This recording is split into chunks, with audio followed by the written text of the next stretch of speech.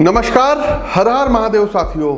आज हम बात करने जा रहे हैं उस ग्रह की जो ना सिर्फ आपकी एक्शन लेने की क्षमता बल्कि आपकी लाइफ की डायरेक्शन तय करता है। जी हाँ, बात हो रही है सेनापति मंगल की, जो 7 जून को रात्रि 1:33 पर अग्नि तत्व की प्रधान राशि सिंह राशि में प्रवेश करने जा रहे हैं, जहां ये 28 जुलाई तक विराजमान रहने वाला है। इसे एक सामान्य गोचर समझने की भूल मत करिएगा साथियों। ये एक ऊर्जा की दिशा बदलने वाला टाइमलाइन शिफ्ट है, क्योंकि मंगल अब बैठा है सिंह राशि में, यानी राजा के घर में, जहां अग्नि, आत्मबल और प्रदर्शन तीनों चरण पर होते हैं। बिजनेस में क्या आपको बड़ा रिस्क लेना चाहिए या अभी थोड़ा सा रुकना होगा? नौकरी में क्या आप नई शुरुआत की ओर बढ़ सकते हैं या कहीं फंस सकते हैं? फाइनेंशियल इन्वेस्टमेंट बूम करेगा या घाटा बढ़ेगा?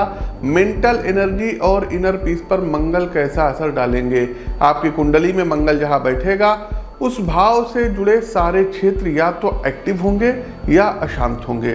मंगल अगर आपकी कुंडली के 6ठे भाव में जा रहा है तो रोग और प्रतिस्पर्धा में सुधार ला सकता है, लेकिन अगर अष्टम भाव में है तो अनदेखे संकट और मानसिक दबाव का कारण ये बना सकते हैं।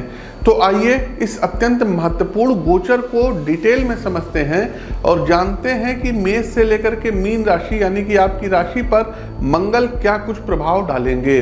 प्रस्तुत गोचर आपकी चंद्र राशि व आपकी नाम राशि पर आधारित है, लेकिन साथियों गोचर पर आगे बढ़े उससे पहले देश दुनिया के लिए कुछ बहुत ही आवश्यक भविष्यवाणी है, जिन पर एक दृष्टि डालना बेहद अनिवार्य है, क्योंकि अब आने वाला कम से कम 2 से ढाई महीना इस दुनिया में बड़े सामरिक परिवर्तन का गवाह बनने जा रहा है।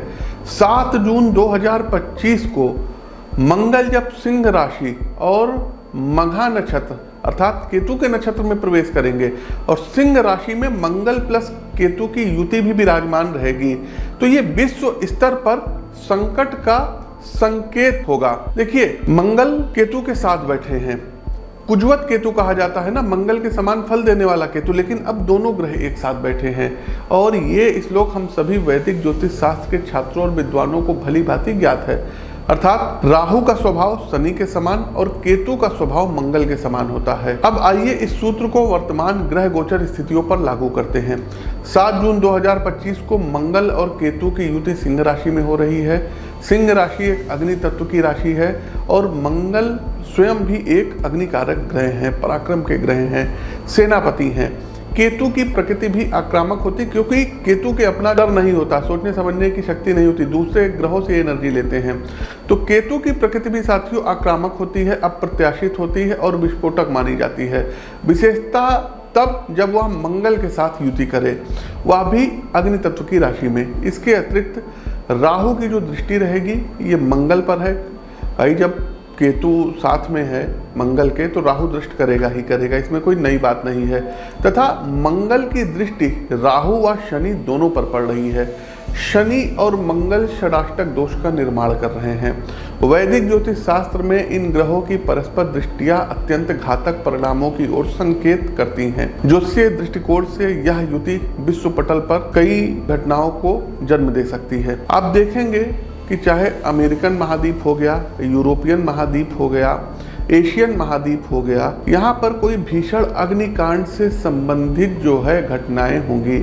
हो सकता है कोई तेल शोधन कारखानाओं में आग लग जाए, परमाणु संयंत्रों या बड़े औद्योगिक क्षेत्रों में कोई बड़ी आग की घटनाएं लग सकती हैं।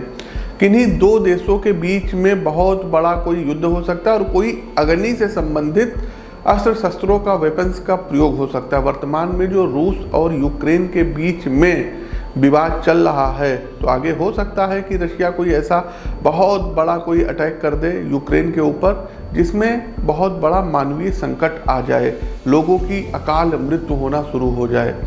इसके साथ साथ साथियों कोई बहुत बड़ा आतंकवादी हमला एशियन महाद्वीप में हो सकता है, अमेरिकन महाद्वीप में हो सकता है, आप इधर देखेंगे कि पाकिस्तान के अंदर बड़ी अशांत स्थिति रहेगी, चाहे वो अफगानिस्तान का बॉर्डर हो, चाहे वो सिंध प्रांत हो, चाहे वो बलूचिस्तान हो, और कोई बड़ा आतंकी हमला या युद्ध हो सकता है, और यूरोप के किसी प्रमुख राष्ट्र पर जो है कोई बहुत बड़ा अटैक हो सकता है। ऐसी स्थिति बन रही है। मिसाइल अटैक हो सकते हैं, कोई जो है छोटे मोटे परमाणु जो है बम के अटैक हो सकते हैं। आगे आप देखेंगे कि जब मंगल केतु की युति बन रही है तो भूकंप और ज्वालामुखी विस्फोट होंगे। जो सुषुप्त ज्वालामुखी हैं ये विस्फोट करेंगी। आप देखेंगे कि लगभग जो है 6 से ऊपर तीव्रता का भूकंप आएगा, और भूकंप बड़े पैमाने पर आएगा, इसलिए सभी लोग सावधान हो जाएं। राजनीतिक अशांति भी रहेगी। भारत में किसी वरिष्ठ राजनेता की मृत्यु संभव है। साथ ही साथ आप देखेंगे कि आने वाले समय में तमाम स्टेट्स में कुछ मंत्रिमंडल में बदलाव वगैरह भी होता हुआ दिखाई दे रहा है, चाहे वो केंद्र सरकार में हो, चाहे वो राज्य सरकार में हो, चाहे वो उत्तर प्रदेश में हो, तो ये चीज होगी।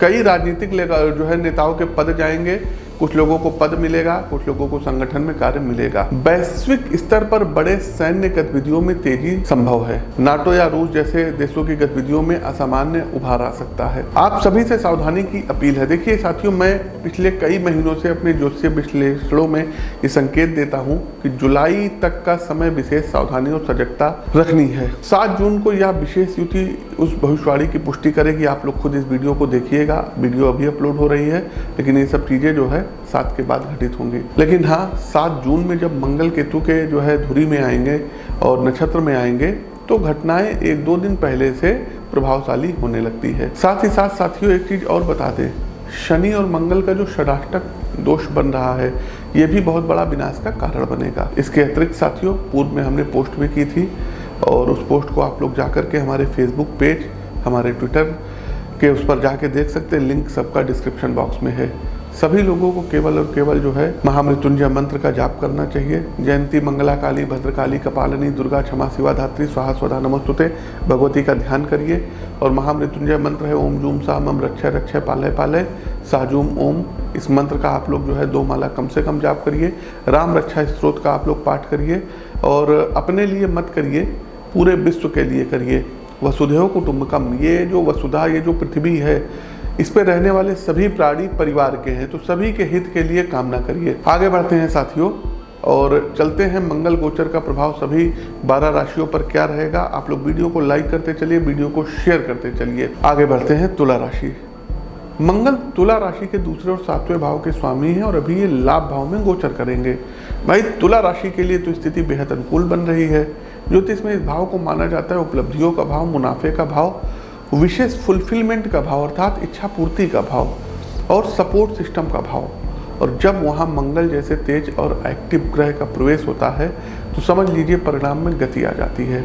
इस समय आप अपने करियर में काफ़ी पॉजिटिव शिफ्ट देख सकते हैं, चाहे नई नौकरी का ऑफर हो, प्रमोशन की बात हो, या फिर लंबे समय से रुके किसी प्रोजेक्ट की मंजूरी।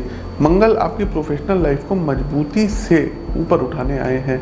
जो लोग सरकारी सेवा या तकनीकी क्षेत्रों में हैं उन्हें खास लाभ मिल सकता है।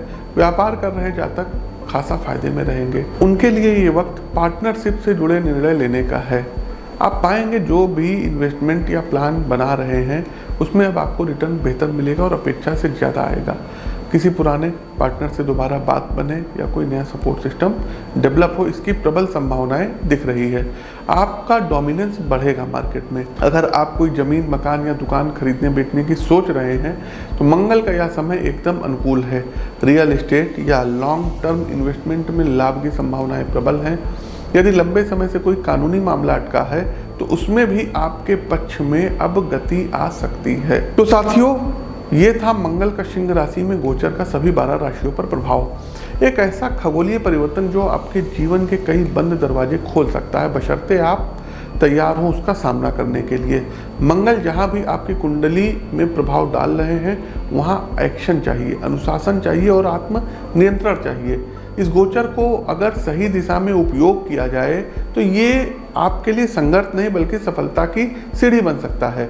अगर वीडियो पसंद आया हो तो लाइक करें, शेयर करें और अपने ज्योतिषीय मार्गदर्शन के लिए चैनल को जो है जरूर सब्सक्राइब करिए। और हाँ, अगर आपकी कुंडली में मंगल क्या प्रभाव डाल रही है ये आप विशेष परामर्श के माध्यम से जानना चाहते हैं तो नीचे दिए गए नंबरों पर संपर्क कर सकते हैं। तब तक के लिए हमें दीजिए इजाज़त। हर हर महादेव। नि सा रे सा नि म ग रि ध नि सा।